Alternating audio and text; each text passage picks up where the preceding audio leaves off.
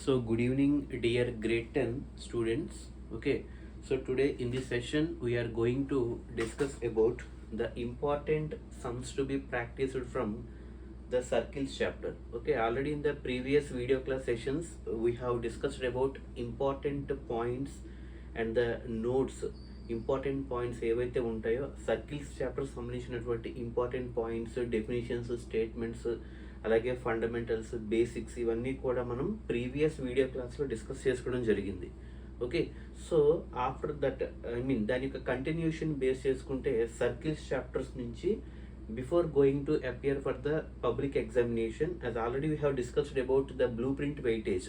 ఒక 4 mark question వస్తుంది. ఒక 4 మార్క్ క్వశ్చన్తో పాటు ఒక 1 మార్క్ క్వశ్చన్ అనేది సర్కిల్స్ చాప్టర్ నుంచి రావడం జరుగుతుంది అనమాట. So finally we will be having an overall weightage of 5 marks from circles chapter. అయితే ఈ సర్కిల్స్ చాప్టర్స్ నుంచి what are the areas to focus, అంటే ఏ సమ్స్ ఫస్ట్ మనం బాగా ఫోకస్ చేయాలి అని మీరు అబ్జర్వ్ చేస్తే this circles chapter has been divided into 2 sections, section A and section B. అంటే ఇక్కడ సెక్షన్ ఏ అంతా కూడా మనకి 1 మార్క్ క్వశ్చన్స్ అన్నవి ఇక్కడి నుంచి రావడం జరుగుతుంది అనమాట. అంటే 1 మార్క్ క్వశ్చన్స్ అంటే మనకి ఫస్ట్ రోమన్లో మనకి 1 మార్క్ క్వశ్చన్స్ ఉంటాయి కాబట్టి ఆ మోస్ట్ ప్రాబబ్లీ ఈ సెక్షన్ ఏ అంతా కూడా మనకి బేసిక్స్, ఫండమెంటల్ అంటే 1 మార్క్ క్వశ్చన్స్ అన్నవి ఈ ఏరియాస్ నుంచి బాగా వచ్చే ఛాన్సెస్ ఉంటుంది. అలాగే if you go to the section B, section బికి వచ్చేటప్పటికి మనకి మోస్ట్ ప్రాబబ్లీ 4 మార్క్ క్వశ్చన్స్ అంటే క్వశ్చన్ నెంబర్ 27, 28లో అడగడానికి ఛాన్స్ ఉంటుంది. క్వశ్చన్ నెంబర్ 27, 28 ఆ క్వశ్చన్ నెంబర్ 20 అంటే పబ్లిక్ క్వశ్చన్ పేపర్లో చెప్తున్నాను. పబ్లిక్ క్వశ్చన్ పేపర్లో క్వశ్చన్ నెంబర్ 27, 28లో మనకి ఈ సర్కిల్స్ చాప్టర్స్ నుంచి 4 మార్క్ క్వశ్చన్స్ అడిగే ఛాన్సెస్ ఉంటాయి. ఆ 4 మార్క్స్ మనకి సెక్షన్ బి నుంచి వచ్చే ఛాన్సెస్ ఉంటాయి అన్నమాట.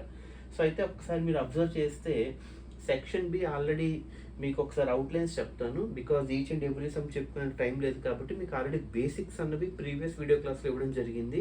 ఎవరైతే మిస్ అయ్యారో వాడు ఒకసారి వీడియోని చూడండి. ఓకే, సో ఒకసారి సెక్షన్ ఏ కనుక వస్తే అంటే 1 మార్క్ క్వశ్చన్స్ ఇవన్నీ ఆల్రెడీ మీకు చెప్పినవే బేసిక్స్ క్లాస్ చెప్పినప్పుడు. సో ఫస్ట్ క్వశ్చన్ చూడండి, how many tangents can be possible for a given circle. మీకు ఆల్రెడీ ఫస్ట్ పాయింట్ ఇదే చెప్పాను. ఇచ్చినటువంటి సర్కిల్కి మనం ఎన్నైనా టాంజెంట్స్ డ్రా చేయొచ్చు, అంటే infinite number of tangents can be possible for a given circle. అది first question. How many tangents can be possible for a given circle అంటే the answer is infinite number of tangents. Okay, అలాగే second question మీకు already తెలుసు, definition. Define tangent and point of contact. Tangent అంటే ఏంటి, point of contact అంటే ఏంటి, ఇవి కూడా మీకు ఆల్రెడీ బేసిక్స్ క్లాస్లో చెప్పాం. టాంజెంట్ అంటే a line that touches the circle at only one point వద్ద టచ్ అయితే అది టాంజెంట్ అవుతుంది. ఓకే, అలాగే పాయింట్ ఆఫ్ కాంటాక్ట్ అంటే ఏంటి, the common point between the tangent of a circle and a circle. సర్కిల్కి ఆ టాంజెంట్ యొక్క పాయింట్ ఆఫ్ కాంటాక్ట్ ఏదైతే ఉందో ఆ రెండింటికి మధ్య ఉన్నటువంటి కామన్ పాయింట్ని మనం పాయింట్ ఆఫ్ కాంటాక్ట్ అంటాం. అంటే సింపుల్గా చెప్పాలంటే వచ్చినటువంటి టాంజెంట్ సర్కిల్ని ఎక్కడైతే టచ్ చేస్తుందో పాయింట్ ఆఫ్ కాంటాక్ట్ అవుతుంది. ఓకే, థర్డ్ క్వశ్చన్ చూడండి, a tangent can touch the circle at dash point or points. అది సింగులరా ప్లూరల్, అంటే టాంజెంట్ సర్కిల్ని ఎన్ని పాయింట్స్ వద్ద టచ్ చేస్తుంది. ఒక పాయింట్ అయితే పాయింట్, లేదా 2 పాయింట్స్ అయితే పాయింట్స్ కింద తీసుకుంటాం. కాబట్టి ఇది టాంజెంట్ కాబట్టి only 1 point is possible. Okay, so fourth question ఇది కూడా చూడండి, how many parallel tangents are possible for a circle. ఇది వెరీ వెరీ ఇంపార్టెంట్. ఇచ్చినటువంటి సర్కిల్కి ప్యారలల్గా ఎన్ని టాంజెంట్స్ మనం డ్రా చేయొచ్చు. ఇది చాలా ఇంపార్టెంట్ క్వశ్చన్ అండి.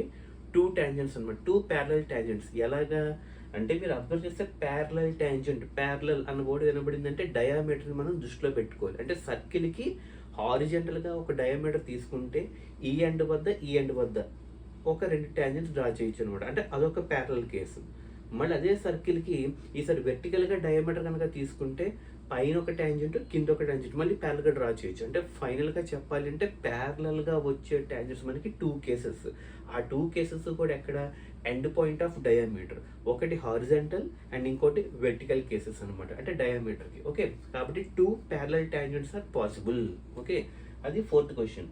ఫిఫ్త్ క్వశ్చన్ చూడండి, always the tangent to a circle is dash to the radius of circle. అంటే సర్కిల్ కనుక మనం తీసుకుంటే ఆ సర్కిల్ నుంచి వచ్చిన రేడియస్కి ఆ టాంజెంట్ ఎలా ఉంటుంది, పర్పెండిక్యులర్ టు ద రేడియస్. ఇక్కడ బ్లాంక్లో మనం పర్పెండిక్యులర్ అంటే 90 డిగ్రీ అనమాట. అంటే మీకు ఆల్రెడీ బేసిక్స్ క్లాస్ చెప్పినప్పుడు చెప్పాను, వినండి. ఇవన్నీ మీరు వింటే, ఆ క్లాస్ కనుక వినుంటే these questions are very easy. Okay, circle యొక్క రేడియస్కి పాస్ అయ్యే tangent always it will be in perpendicular. It mean that 90 degrees అంటే పాయింట్ ఆఫ్ కాంటాక్ట్ వద్ద యాంగిల్ ఎంత ఉంటుంది, 90 డిగ్రీస్ ఉంటుంది అనమాట.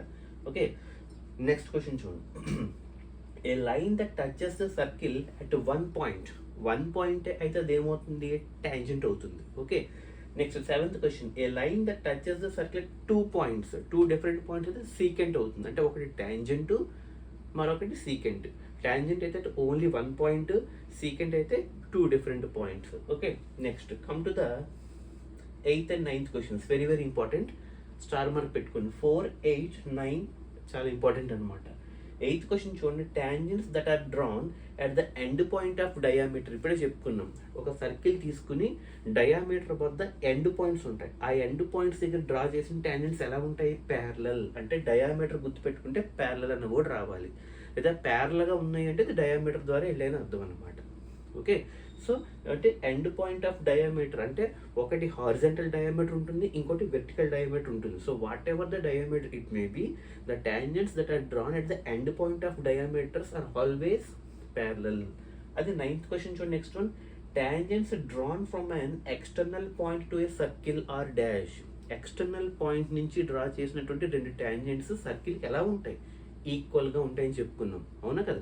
అంటే సర్కిల్కి బయట ఒక పాయింట్ ఉంటుంది, ఆ బయట పాయింట్ నుంచి సర్కిల్ని బేస్ చేసుకుని 2 ట్యాంజెంట్స్ వస్తున్నప్పుడు ఆ 2 ట్యాంజెంట్స్ ఎలా ఉంటాయి, ఇక్కడ ఈక్వల్. అంటే 9th bit answer is equal, 8th bit answer parallel. Okay, next 10th question. ఇది కూడా కొంచెం ఇంపార్టెంట్ అండి. ఇది మనకి కాంపిటేటివ్ ఎగ్జామ్స్లో ఎక్కువగా అడుగుతాడు. How many tangents are possible, okay, if a point అంటే పాయింట్ని బేస్ చేసుకుని ఎన్ని ట్యాంజెంట్స్ గీయచ్చు. అయితే ఫస్ట్ కేస్ ఏంటి, if that point lies inside అంటే పాయింట్ కనుక సర్కిల్ లోపల ఉంటే, అలాగే ఇదే పాయింట్ సర్కిల్ మీద ఉంటే ఆన్ ది సర్కిల్, అండ్ అలాగే third one lies outside the circle. 3 different cases మీకు వీడియో బేసిక్స్ చెప్పినప్పుడు చెప్పాను. సో ఇన్ కేస్ ఈ పాయింట్ కనుక ఇన్సైడ్ కనుక ఉంటే నో ట్యాంజెంట్ ఈస్ పాసిబుల్ అని చెప్పాం, అవునా కదా. ఇదే పాయింట్ సర్కిల్ మీద ఉంటే only 1 tangent can be drawn. ఇదే point outside the circle ఉంటే 2 ట్యాంజెంట్స్ కెన్ బి డ్రాన్. ఆ 2 ట్యాంజెంట్స్ మళ్ళీ ఎలా ఉంటాయి, 9th దానిలో ఈక్వల్గా ఉంటాయి అనమాట. అంటే 9th బిట్కి 10th బిట్కి కొంచెం ఇంటర్ రిలేషన్ ఉందన్నమాట. 10th క్వశ్చన్లో 3rd బిట్ వచ్చేటప్పటికి 9th బిట్కి అప్లికేషన్. అంటే బయట నుంచి డ్రా చేసినటువంటి 2 ట్యాంజెంట్స్ ఈక్వల్గా ఉంటాయి. అంటే ఎక్స్టర్నల్ పాయింట్ నుంచి వచ్చినటువంటి ట్యాంజెంట్స్ మనకి 2 ఉంటాయి అనమాట. ఓకే, 11th and 12th మీరు జనరల్గా థింక్ చేస్తే రాయొచ్చు అనమాట. ఇది డయాగ్రామెటిక్. ఈ 11 and 12లో క్వశ్చన్ అడిగే ఛాన్స్ ఉంది పబ్లిక్లో. మరీ చెప్తున్నాను, 1 మార్క్ క్వశ్చన్లో 11 and 12లో ఒకటి అడిగే ఛాన్స్ ఉంచి ఒకటి. Draw A rough sketch of a circle అంటే ఒక సర్కిల్ గీయమంటున్నాడు విత్ 2 లైన్స్. ఆ సర్కిల్తో పాటు ఒక 2 లైన్స్ కూడా గీయమంటున్నాడు. అయితే ఆ 2 లైన్స్లో ఒకటి ట్యాంజెంట్ అవ్వాలి, అదర్ ఈ సీకెంట్ అవ్వాలి. అంటే ఒక లైన్ ట్యాంజెంట్ అవ్వాలి, ఇంకోటి సీకెంట్ అవ్వాలి. అంటే వెరీ సింపుల్, మీకు అన్నీ తెలుసు. సర్కిల్ గీసి ట్యాంజెంట్ అనుకోండి, ఎడ్జ్ నుండి డ్రా చేసుకెళ్ళాలి, అంటే ఒక పాయింట్ అయితే టచ్ అవుతుంది. సీకెంట్ కాబట్టి నార్మల్గా డ్రా చేసుకెళ్తాం, అంటే 2 డిఫరెంట్ పాయింట్స్ అవుతుంది. అది ఒక స్కెచ్ కింద గీయమంటున్నాడు అనమాట. 12th క్వశ్చన్ ఏంటంటే 9th క్వశ్చన్ యొక్క అప్లికేషన్ 12th క్వశ్చన్ చూడండి ఒకసారి. Tangents drawn from an external point అంటే పాయింట్ ఎక్కడ ఉంది, ఎక్స్టర్నల్. అంటే చూడండి, draw A rough sketch to show 2 tangents drawn from an external points. అంటే సర్కిల్ పెట్టి ఆ సర్కిల్కి బయట అక్కడ ఒక ఎక్స్టర్నల్ పాయింట్ ఉంటూ ఎక్స్టర్నల్ పాయింట్ బేస్ చేసుకుంటూ 2 ట్యాంజెంట్స్ డ్రా చేయాలన్నమాట. డ్రా చేసి రేడియస్ అటాచ్ చేసి పాయింట్ ఆఫ్ కాంటాక్ట్ 90 డిగ్రీస్ పెట్టి సెంటర్ నుంచి ఒక లైన్ గీయాలన్నమాట. సో అవి మనకి ఈ 12 క్వశ్చన్స్ బేసిక్స్ అనమాట. ఒకసారి మీరు చూసుకుంటే కావాల్సి మీరు నోట్ చేసుకోవచ్చు. ఫస్ట్ అంటే ఈ సెక్షన్ ఏలో మనకి దాదాపుగా 12 క్వశ్చన్స్ ఉన్నాయన్నమాట. ఓకే, సెక్షన్ బి అంతా కూడా మనకి 4 మార్క్స్. ఇవి మీరు చూసుకోండి, మీరు పబ్లిక్ వెళ్ళే ముందు ప్రాక్టీస్ చేసి వెళ్ళండి. 13th క్వశ్చన్ చాలా ఇంపార్టెంట్. ఏమంటున్నాడు, prove that length of 2 tangents drawn from external point to a circle are equal. అంటే ఒక సర్కిల్కి ఎక్స్టర్నల్ పాయింట్ వద్ద నుంచి డ్రా చేసినటువంటి 2 ట్యాంజెంట్స్ ఈక్వల్గా ఉంటాయి అని ప్రూవ్ చేయమంటున్నాడు.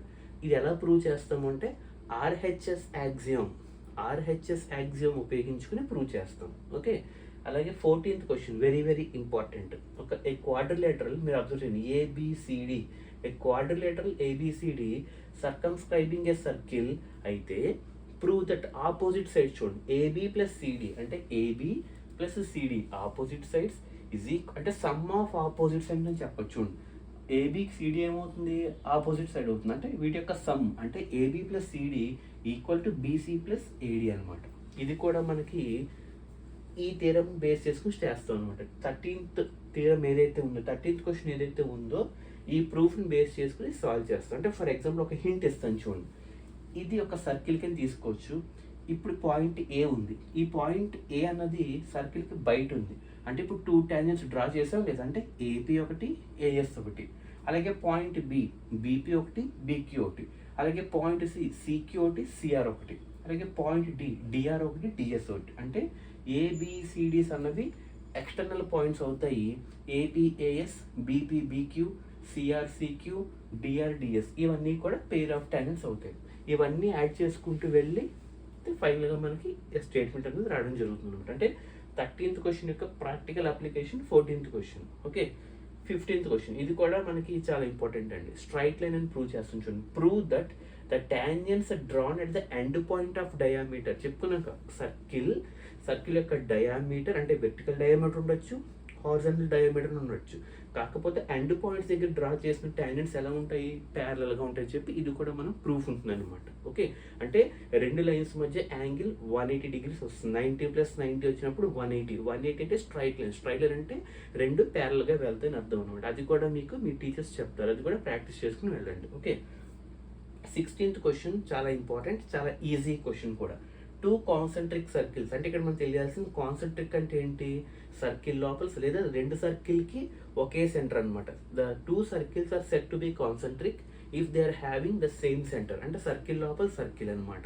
ఓకే ఒకటి చిన్న సర్కిల్ అంటే 3 centimeters తోటి, ఇంకోటి 5 centimeters తోటి. అంటే పెద్ద సర్కిల్, ఇంకోటి చిన్న సర్కిల్ అంటే ఒకటి 5 centimeters, ఇంకోటి 3 centimeters. అంటే మీరు అబ్జర్వ్ చేస్తే ఒక పెద్ద సర్కిల్ ఏమో 5 centimeters డ్రా చేస్తాం, మళ్ళీ అదే సెంటర్తో ఇంకోటి 3 centimeters ఇంకో సర్కిల్ డ్రా చేస్తాం. అంటే మీరు అబ్జర్వ్ చేస్తే ఒకటి 5 ఒకటి 3 అవుతుంది. అంటే ఒక రైట్ యాంగిల్ ట్రయాంగిల్ ఫామ్ అవుతుంది. హైపోటెన్యూస్ 5 అవుతుంది, ఒక సైడ్ 3 అవుతుంది.